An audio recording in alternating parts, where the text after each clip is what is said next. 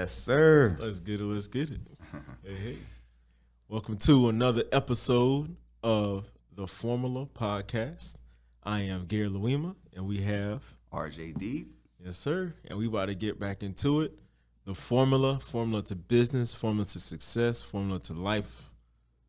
The formula. The formula to getting it. And even how we was talking about business and entrepreneurship, that's mainly what we always talk about, right? Because we're entrepreneurs. That's it. And when it comes to, at least in my world, it's like, business owners, entrepreneurs, people that's trying to do something, what's the number one thing they want? They got to get that new client, bro. New clients. Got to get it. New clients. So when it comes to new clients, it's like, what does that look like? What are some of the steps before getting a new client? Like, what are some of the things that you got to have in place when it comes to, like, getting new clients? A couple of things that came up for me is, they want to hire me, but I didn't have any offers. Yeah. I take pictures, but I didn't necessarily have a package. Like, hey, this is my my branding package or my birthday party package or, you know what I mean? Like these different offers and packages that you see when you go to JCPenney or these different things.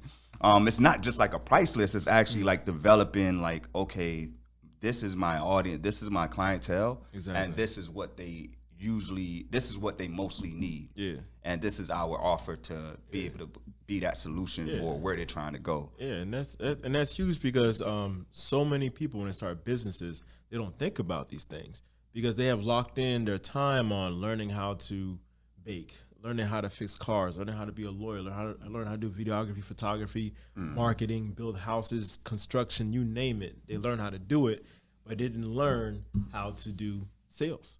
You know what I'm saying? How to get into that client acquisition. You know what I'm saying? The thing that they want. So they can be the best thing in the world, but they don't know how to get that client on board. And that's why that's such a critical problem, because if you can't get new clients, it's a wrap. It's over. It's a wrap. It's over.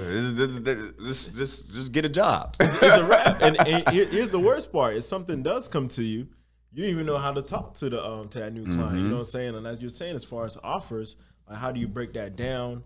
How do you assess what that person needs to even know what to offer them? You know what I'm saying? Even sometimes it might, let's say you have something between a 1 and a 5 or 5 different options and they fit with number 2, but you might want to show them number 3 and 4 because they might want to, upsell a little bit and give them even more value to what it is. But we really got to get into what that offer looks like and how to even develop that as well. Yeah. So, I mean, for me, my main thing is like looking at it like this. Okay, what's the main package that's going to help my client take them from where they are right now to their desired results, right? So I know on the last podcast we talked about the research method and doing research, market research, and things like that. That's where you get a lot of that information from to be able to do like an offer development. So I say like, hey, this person is a business owner, right? And he want to create marketing content that he could create a campaign, an ad campaign to advertise their services, right?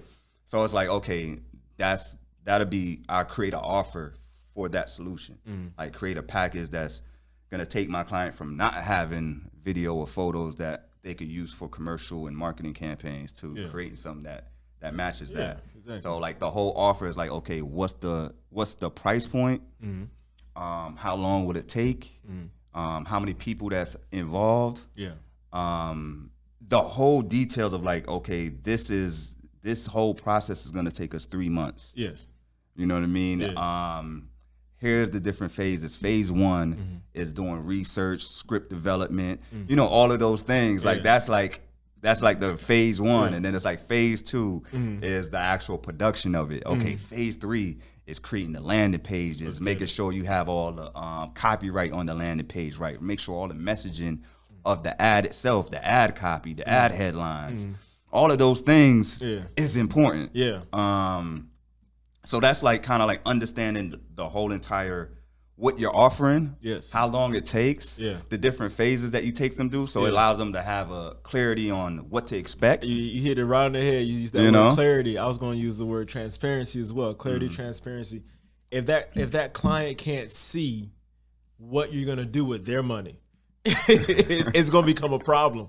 You know what I'm saying? Because like end of the day, these people are, the economic climate right now. People are going to work. People have their jobs. People have their businesses. However, they're getting to their money. Inflation is out there. People are very cautious about what they're spending it on. So if you go into a store, you're gonna buy some Nikes, you know exactly what you're gonna get, the quality, the brand, everything like that. There's some transparency, there's some reliance on that. But if you can't see what they're about to spend their money, if they can't see what they're about to spend their money on, it's gonna be difficult to close that sale. Super difficult. So I like how you're going through the process of everything. Like, hey, this is what you're gonna get, and this is how we're gonna get there.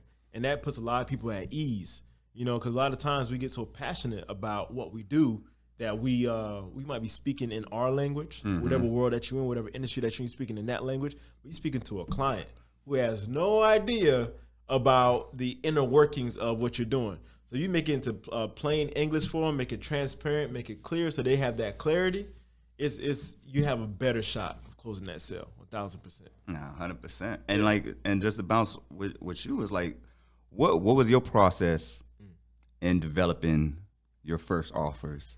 Man, so my process now anyway, and I could get into development of it, is initial consultation.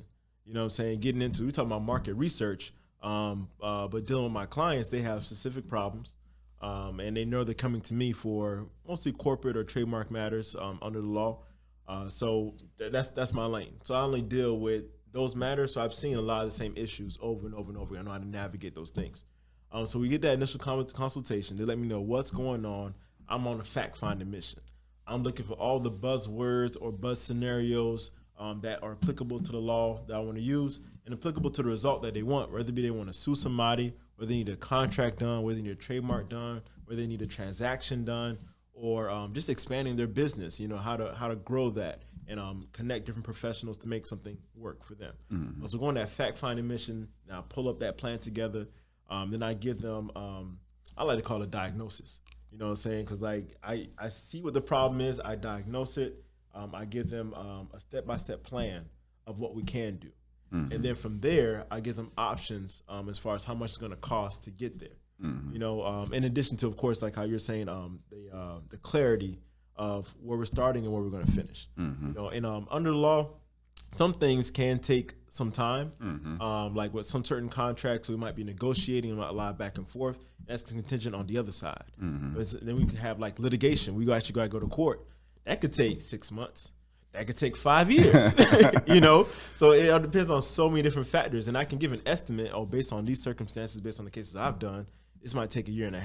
At the same time, though, it all depends on a lot of the other side too. So I got to set that expectation for them so that way, Gary, it's a year.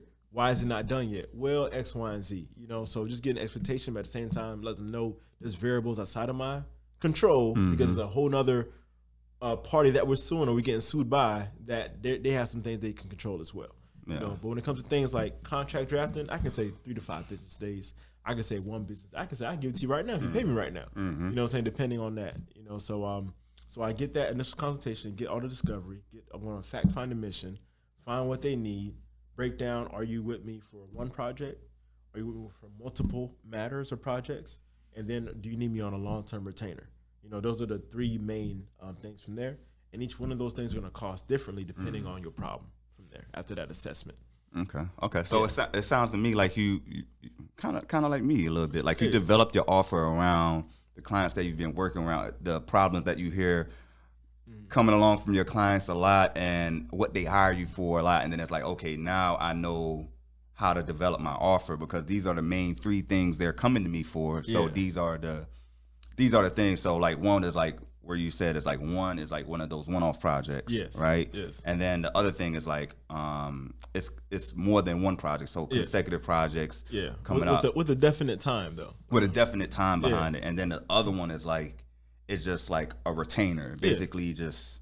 Yeah, we long term. We're long term. I'm your lawyer. You call me when you need me, or paid for me. I'm here. Let's get it. Whatever you need. Yeah. Not whatever, but whatever you need, and in the realm that I practice in. 900%. So that's pretty close to my offer development the side, because I did do the research, like the whole research method, but then it's actually putting that into practice and seeing what the clients need and seeing how to get them to point A to point B the fastest. Yeah. Right. That's like I had an initial offer, and then, after working with clients, it's like, you know what, we can make this even better.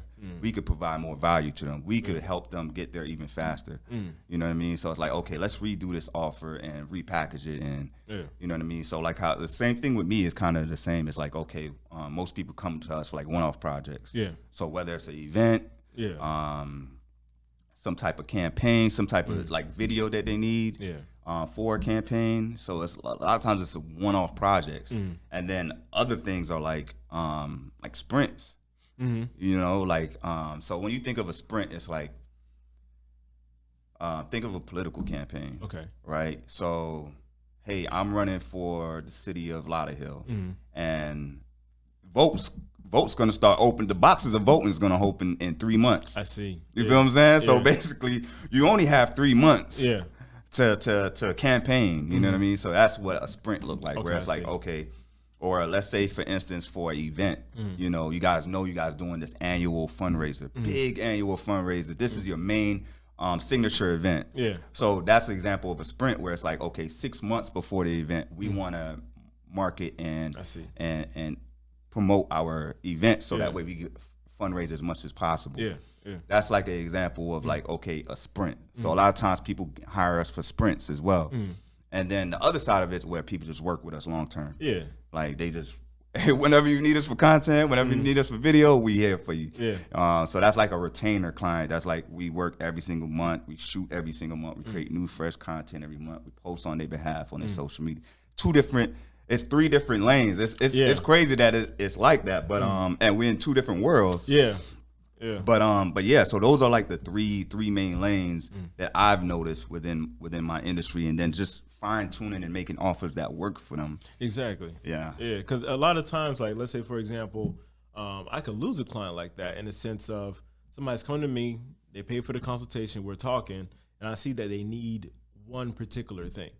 I could focus on that, right? Or if or more rookie business owners might want to sell the long-term package because they need the money, it's a lot bigger, but that person doesn't need that. You can really put people off, when you try to oversell them too much. So what I like to do, I like to secure that sale, and say like, hey, this is done, this is how much this is going to cost. And if you are thinking about long-term, or if you do need me again, we could look at these other options as well. So put the ball back in their court so they can kind of play with those options and see what they need. But at the baseline, they got what they needed from me at that time. And what that does, though, even I have a lot of clients who they come to me one-off, but they'll come back again because it was so specific. Like what they needed was satisfied. It was the price that I quoted them at. They got exactly what they needed, and it was successful. So they're going to come back again, whether it be for another one-off again, or know what, I do need this long-term because I keep coming back to you one-on-one. It might be cheaper to do it as a long-term situation. You know what I'm saying? So getting although it's 3 boxes, getting the client fit in the right box, but still mentioning the other boxes, of course, but put them in the right box and quote them at that price, give them that transparency, and they go with it, it's a big chance they're going to come back again. Yeah. Because a lot of people don't operate in that way with that clarity and that integrity of what they do. Yeah. Yeah. Yeah. Okay. I like that, man. Because the right box. And having the discernment to understand what box to put, what will work best for them. Let's talk about it, man. Yeah. Let's see. Let's say for instance, one time a company, they reached out to us for creating video content for their business. They want videos. Everybody is doing TikToks, Instagram Reels, or all these different videos that you see online. I want a video too. Yeah. Right? Yeah. But I always like to bring it back down to why you want this video. Oh, because everybody's doing TikToks. That's the new trend. Yeah. It's great. It's amazing. Yeah. Everybody's doing it. Yeah, everybody's doing it. Yeah, right? Yeah. But why? Yeah. Why are we making videos? I need a definition on that before we can even go forward. Cause I might not be the best fit for you. Yeah. I don't like just making stuff just with no purpose. You know what I mean? Yeah. I'm gonna be spending a lot of time. I'm gonna be thinking about it. Yeah. I have to shoot it. I have to edit it. But you Yeah. have to work as a team. How much communication go back and forth? Yeah.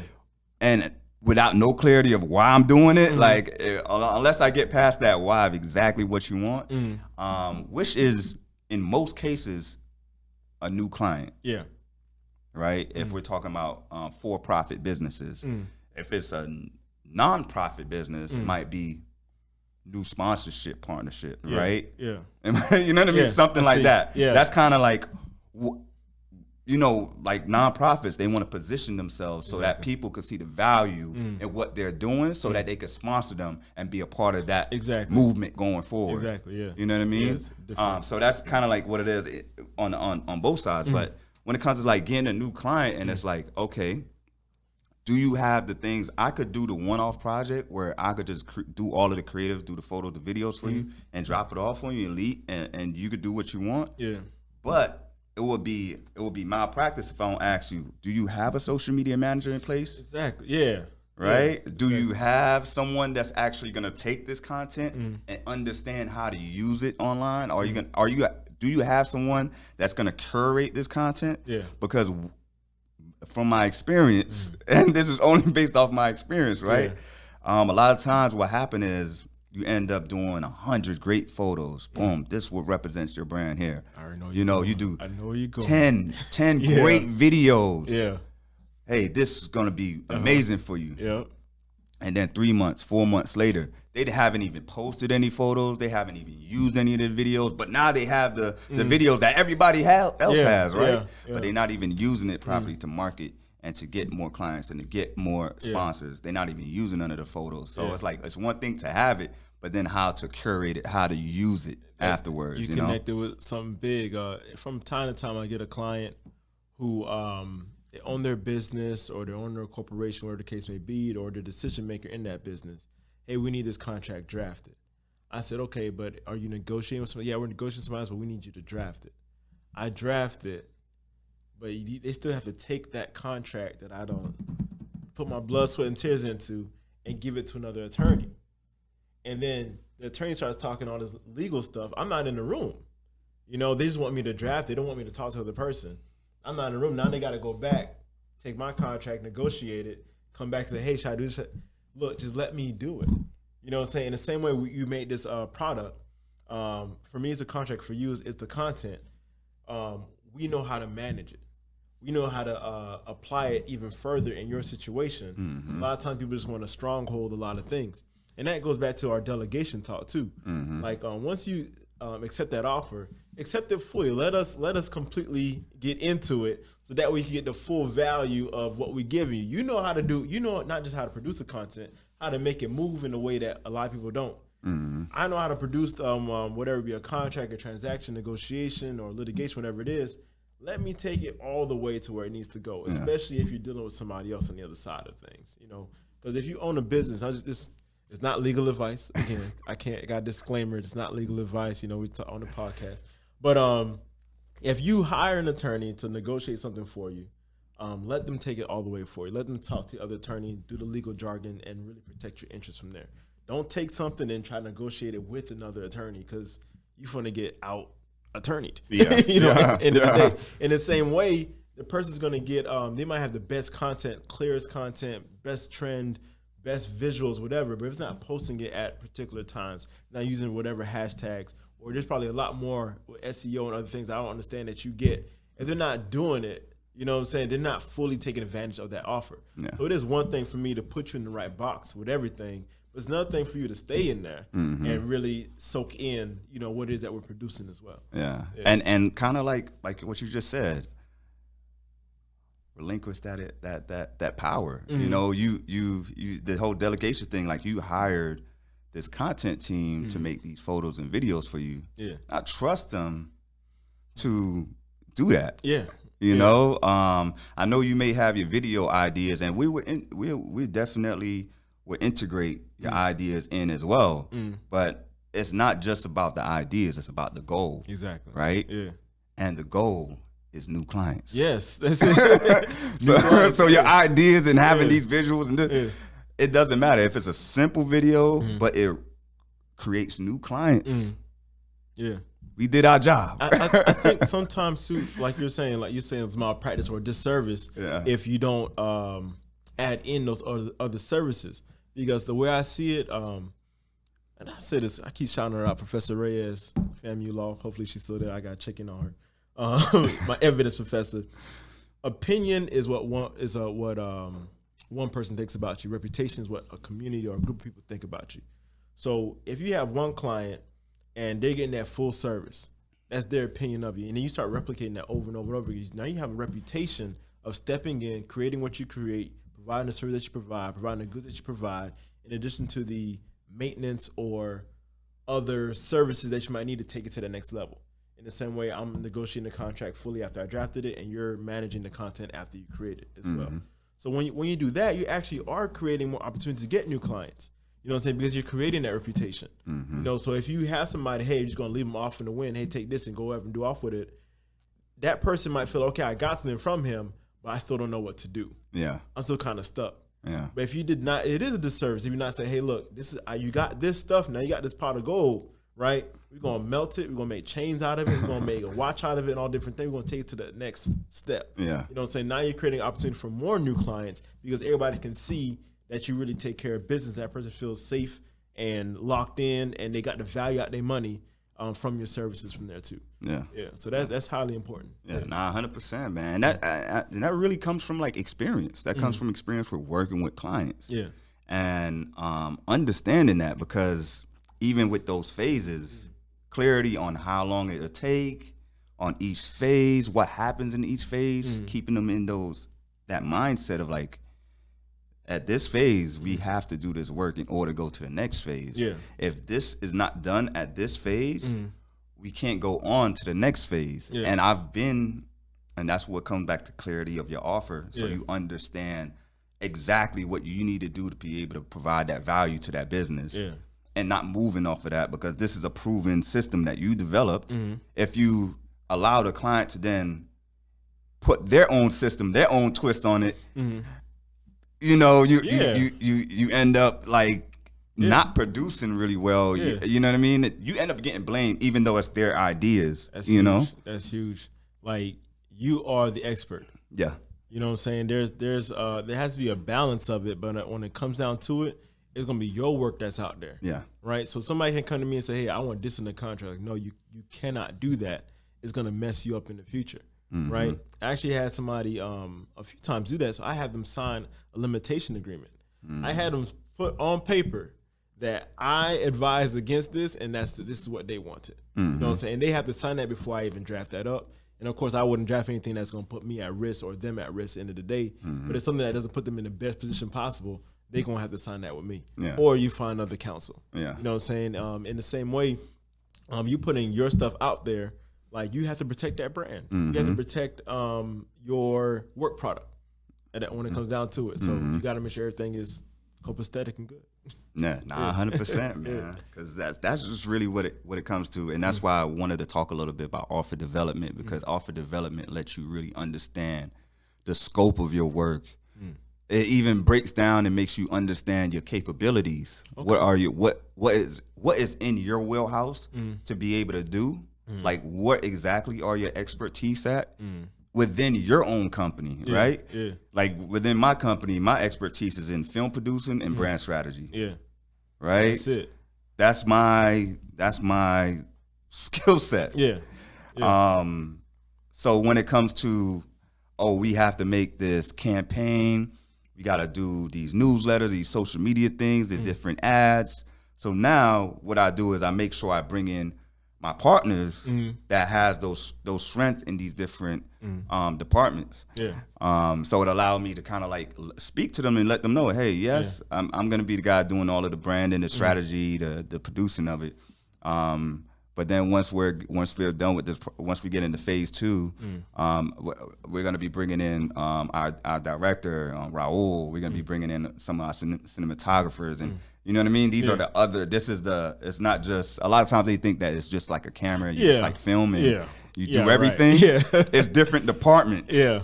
Within the film production, within the company. I seen you at work, man. That thing, you got it. You got it's an art, it's a science, it's a process. You got that, man. You got that on lock. Yeah. Yeah, 100%, man. Yeah. Appreciate you, man. Yeah. And then even let's go in a little bit more too, because like after you have the offer, right?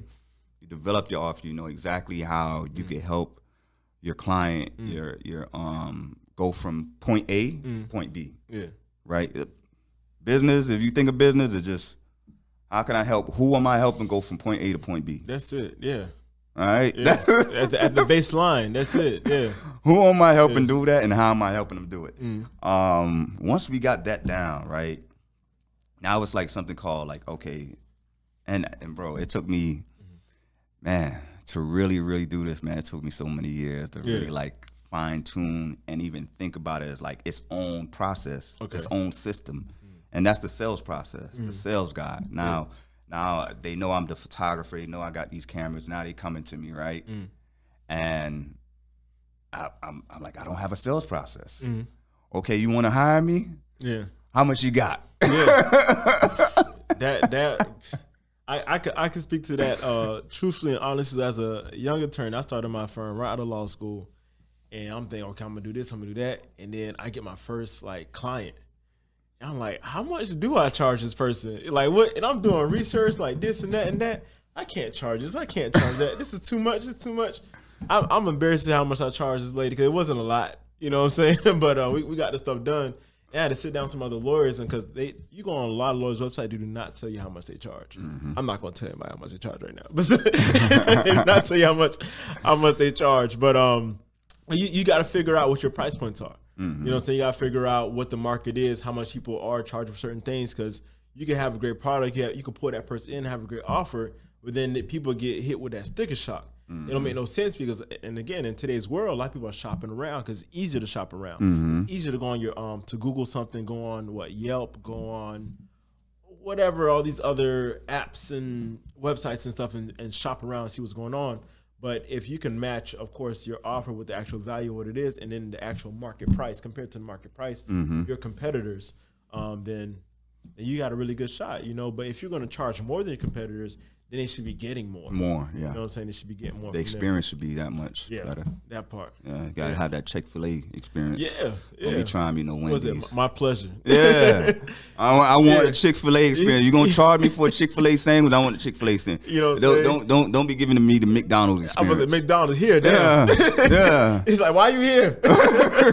Get out my drive. You know what I mean? So nah, but real talk, and I like how you touched on the market price. Yeah.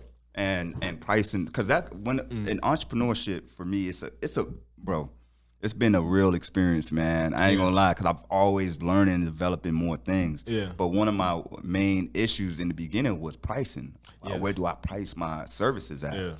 And what I would do is, like how you say, you see where the market price is, and you'd be like, okay, I'm gonna do it way lower because I'm not that good, and I'm just trying to get experience. I'm trying to build my portfolio. Yeah.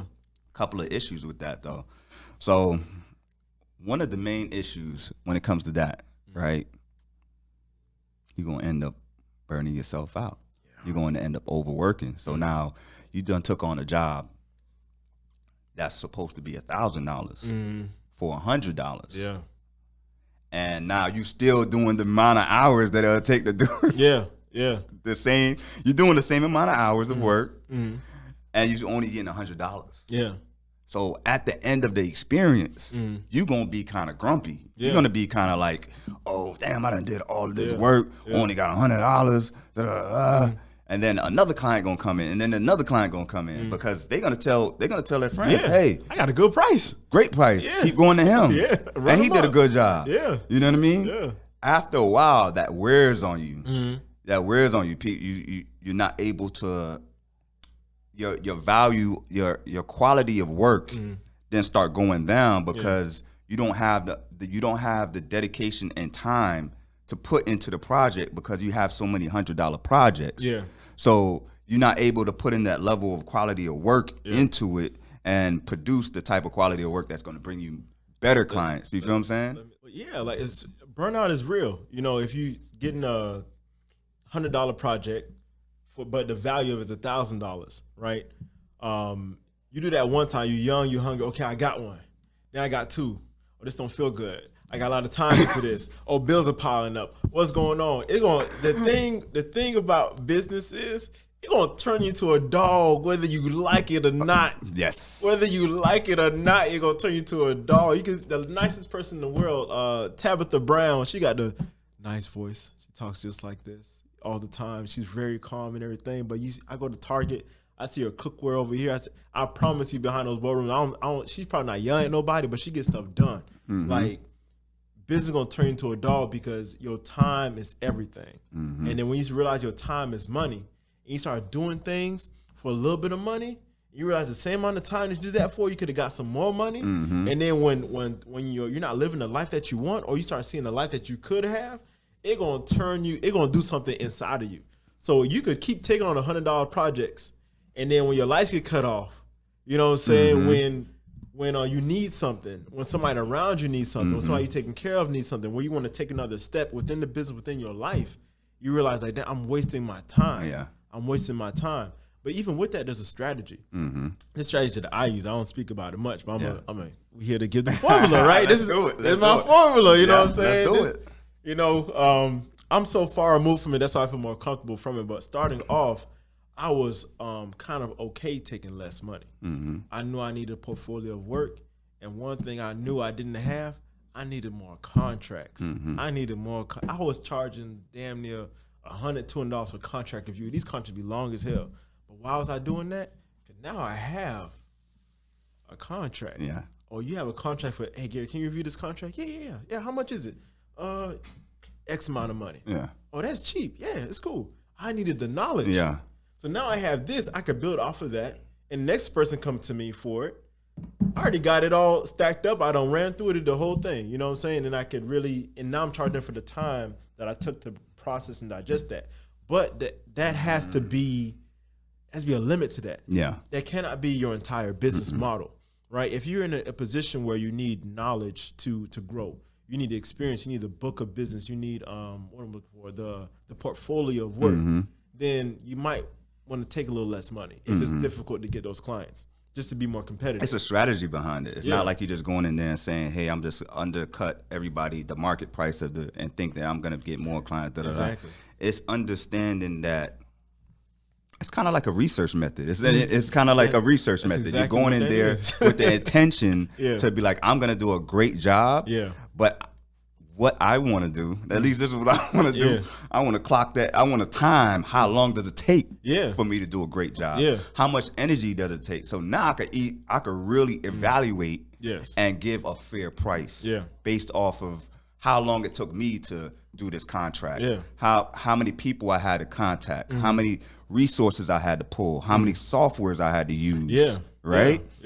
That allows you wouldn't be able to evaluate that unless you had a contract, right? I needed that client. That new client is so valuable because it's not just, okay, you paid me and then we can keep the lights going. We can do this thing another day, another week, another month. It's information that I'm getting from that new client. It's information. So let's say, using that example, it's $1,000 valued project. We're only charging $250 for it. But the knowledge value is way more than $750 to cover that $1,000 value because we're going to replicate this thing so many times. And over. You know what I'm saying? So, but there has to be a time limit in the sense of how many times am I going to get to this situation and charge this little of a price before I can profit from the lower price that I've been charging. You know what I'm saying? So if I'm doing that $1,000 value project, you should only do it probably 1 or 2, 3 times, depending on what you're doing. But have a number of times, I'm only charging this much, but what am I receiving from it? So that way you can compare it. Because that first time, you only got so much from it. So then try to replicate the second time, you can improve on that.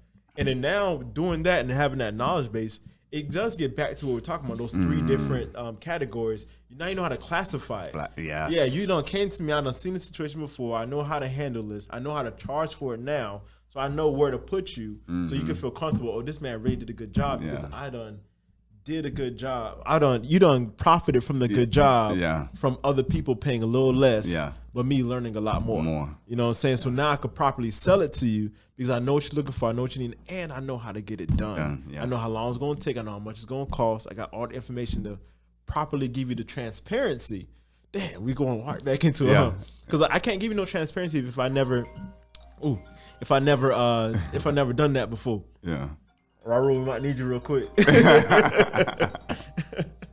Just pause it real quick. Pause the. Okay. Yeah. Yeah. Yeah. That, I mean, bro, you was going in. Yeah. Yeah. Cause like if I'm starting off a new project, a new thing, I don't know how long it's going to take. I know how to do it, right?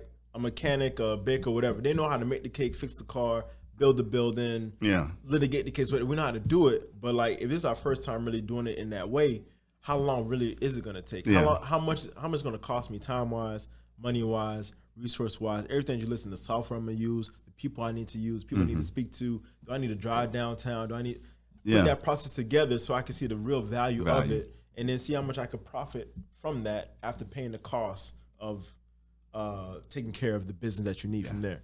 But I can't give you that transparency if I haven't done that process before.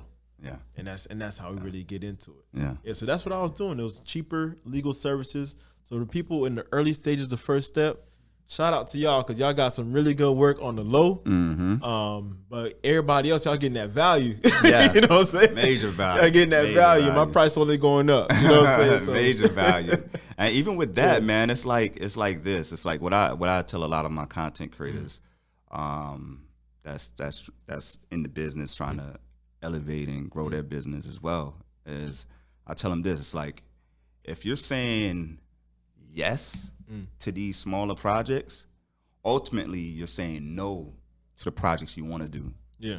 Ultimately you're saying saying no to the projects that's going to pay you exactly what you're worth. Yeah. So if you keep saying yes and you keep lowering your own value, oh man, right? And you keep saying, hey, I'll take this job at this price, whatever the case, because I just need to work. Yeah.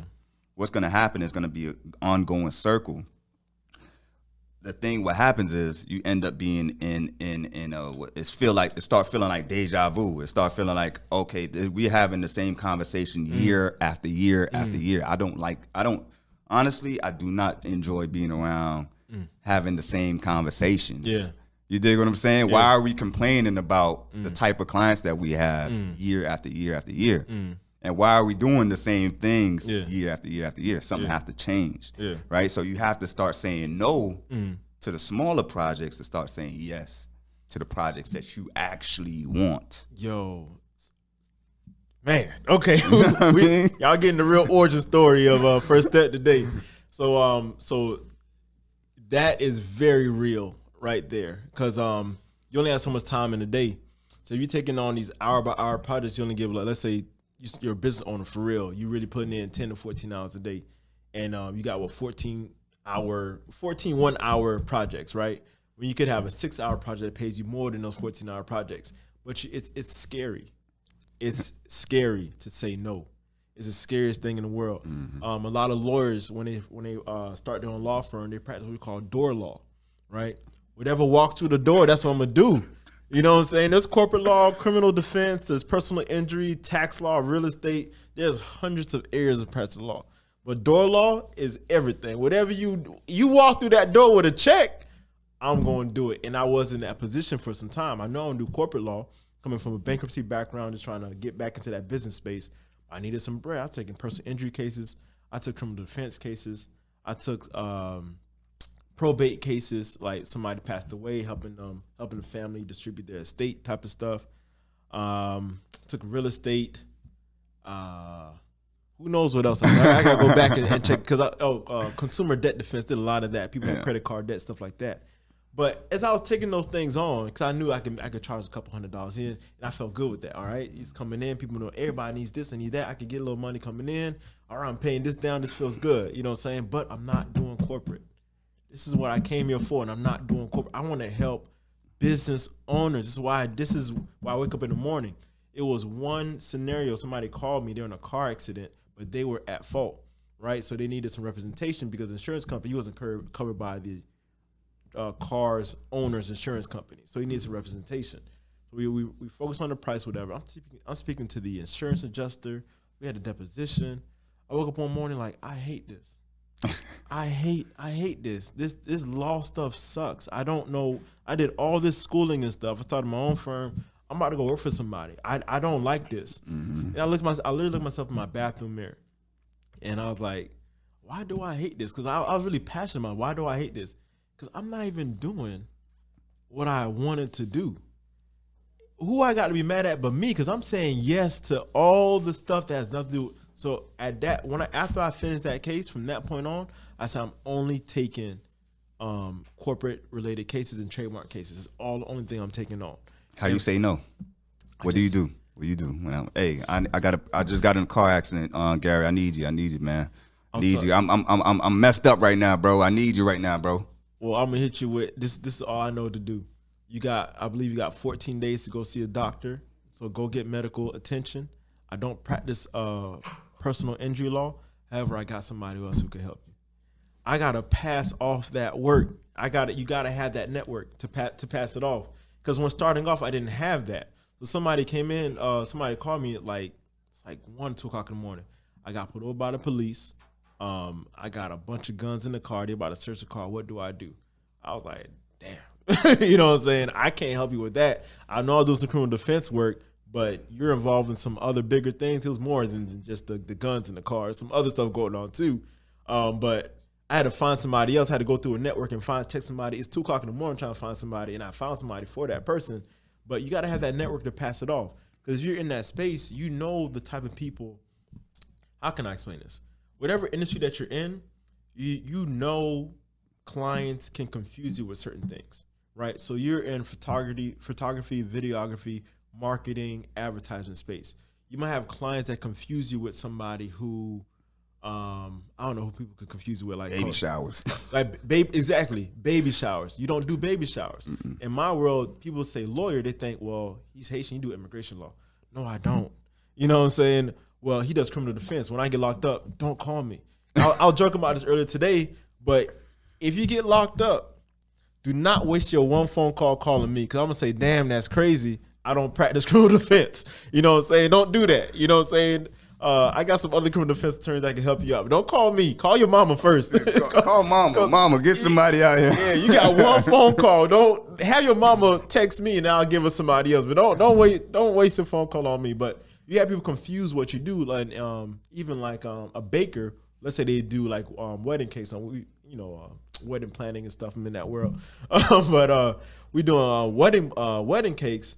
But then you want a bunch of cupcakes for a kid's birthday, but they don't do that. Yeah. You know what I'm saying? But you got to have somebody who does cupcakes, because you get those calls all the time. Mm-hmm. In your network, you got to have people who do what you don't do, but to an extent related to what you are, so you can pass things off. What's going to happen on the other end? That tax attorney is going to say, I don't do corporate, go to Gary. That family law attorney, you getting divorced? Oh, no, you're getting divorced, but the within that divorce, it was a business. There's some situation going on. Oh, it's corporate. Go to Gary. Yeah.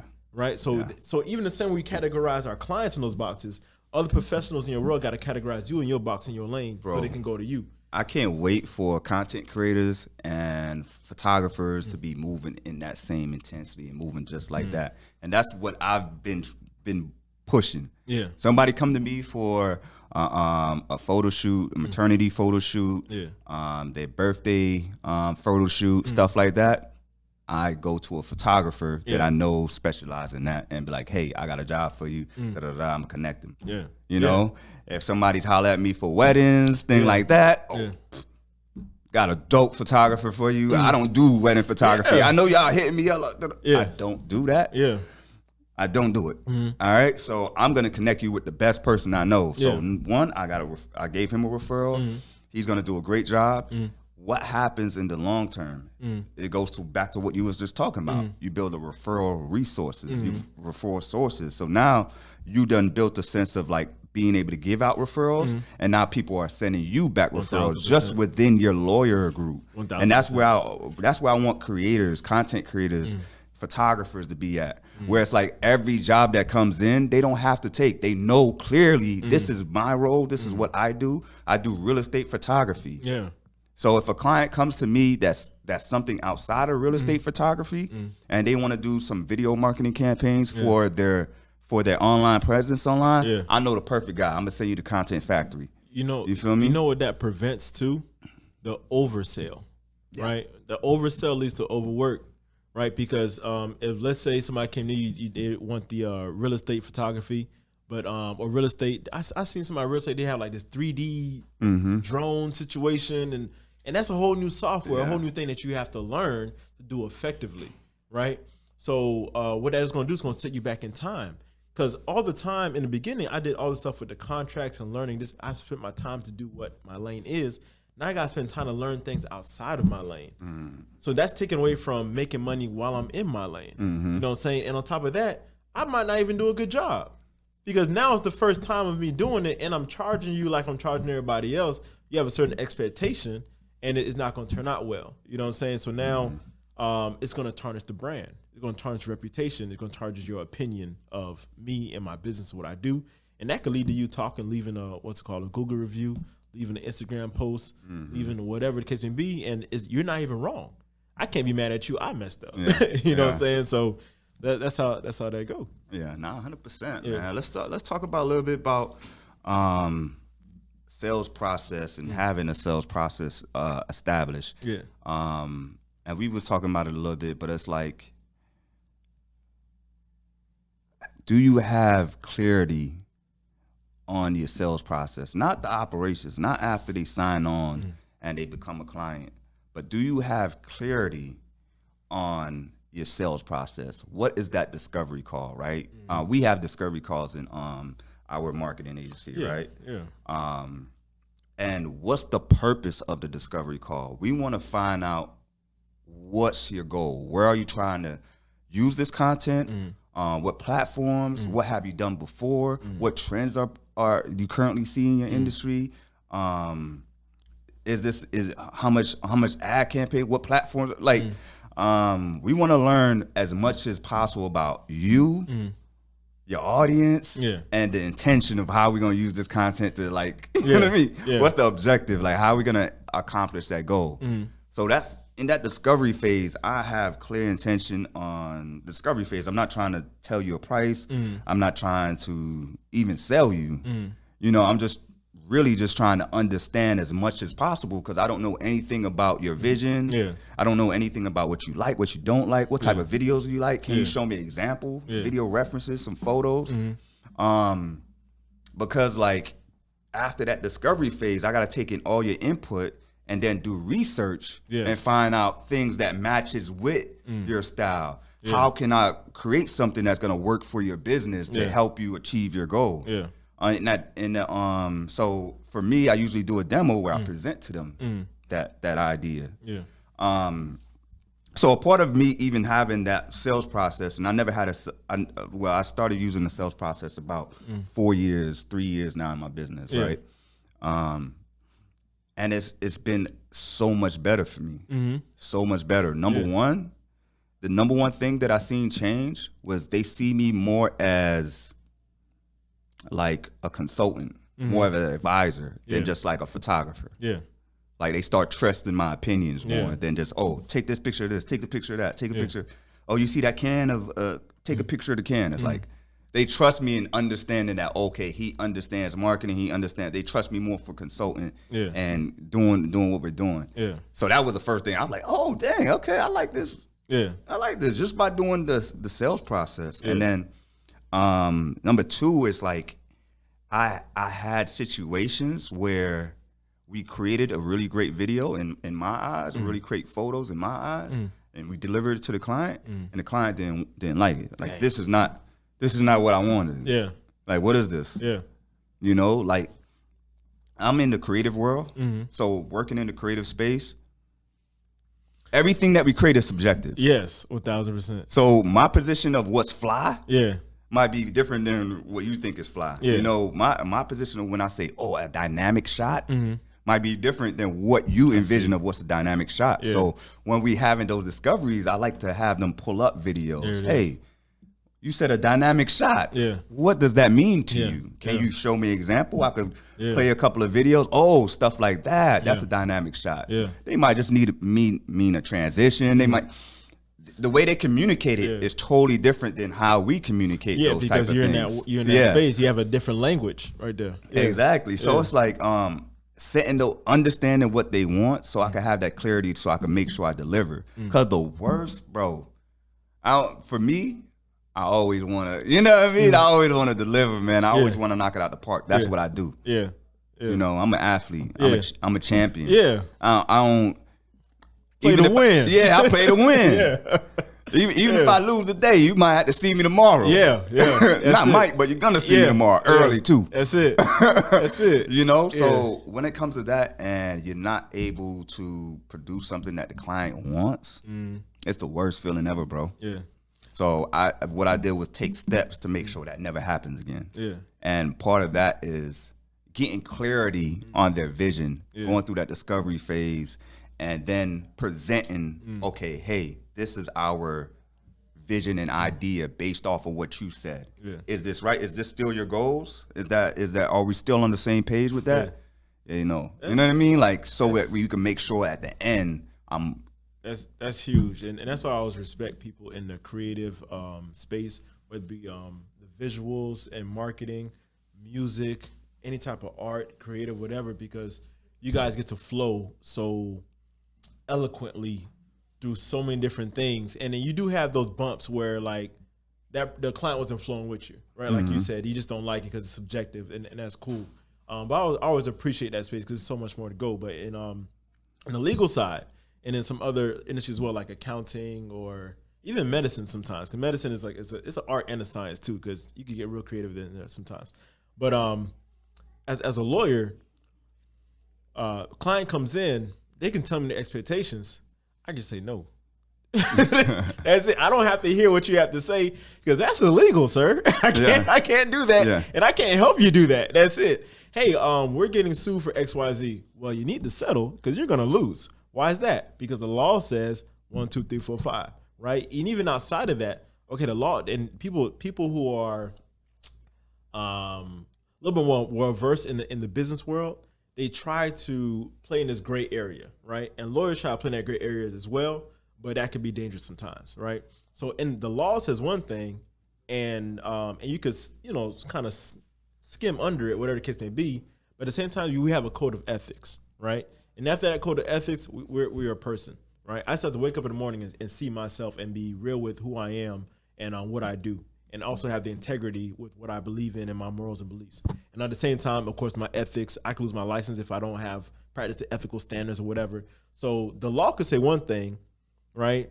The client could want another thing, but if that doesn't coincide with the law, doesn't coincide with the ethics, doesn't coincide with what I want to do, then I could just say no, right? And that's the end of it, right there. So I don't have as much space to receive everything that the client is saying, because in your world you have to receive so much what the client is saying because you have a final end result. But in the legal space, nah, just no. Oh well, we want the outcome of the case to be X, Y, and Z, and like that's crazy. You hired me to do this. This is as close as we can get to this. You know what I'm saying? And we can try to negotiate some things. There's some ways you can get there, but these are very hard line things that we can do, and very hard line things that we cannot do. And then under that, there's very hard line things I will do, very hard line things I won't do, and that's it. You can just take it or leave it from there. You know what I'm saying? So the clients come to me. It is good to tell them, or at least show them expectations of the type of work, that transparency. And then as you were explaining, they have to give us their expectations too. Mm-hmm. So we need to be transparent about where their mind is as well. And then within that, of course, that discovery and research and things of that nature. But in your world, you can take that in and have a final product. In my world, I really don't have to. I really don't. Yeah. That's just, if the law says no, so no. You're trying to make it kind of like a yes. And that's the only two letters that's being inserted in. I can't help you. The law is the law, man. And that's it. So it is interesting that dynamic, but at the same time though, it's still important to know that, because you might have some I've came across clients who They set their expectations and they think that they're the law.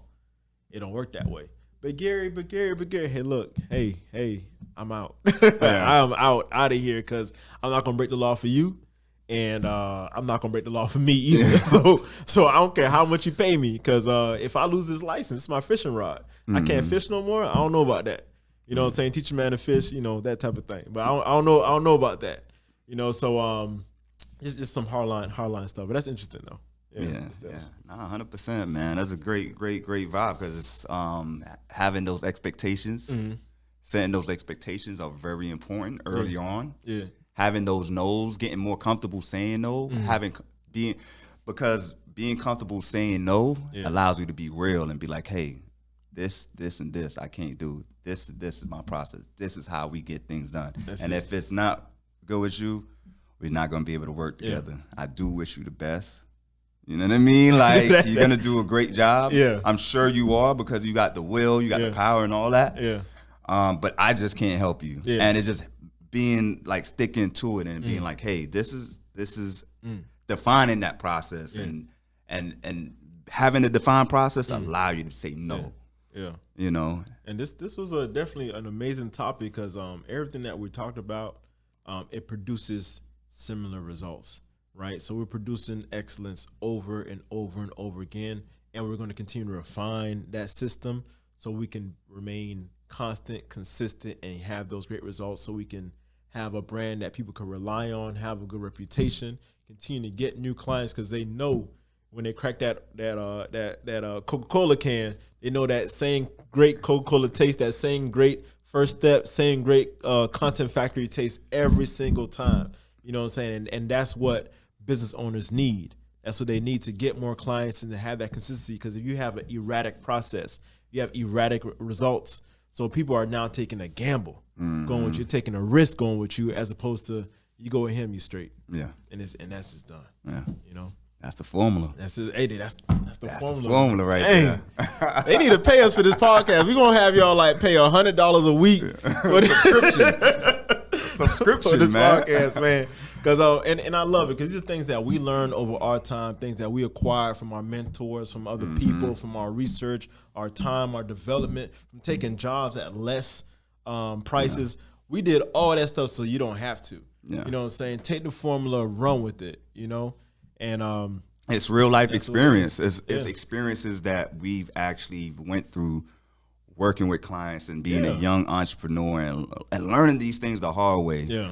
So, hey, man, what we saying is real. Yeah. It's real, and it's just based off our experiences. So that's it. It's not no fluff that you're going to get in the books where it's like, oh, it's supposed to go like this. But, we tried that. It didn't work like that, and this is what it is. Got punched in the mouth. They say duck and weave. You're still finna get hit. Yeah. You know what I'm saying? So this is how we teach you how to fight, how to get it in. Yes, sir. Yes, sir. Formula podcast. That's it. Formula. Don't forget, the constant is you.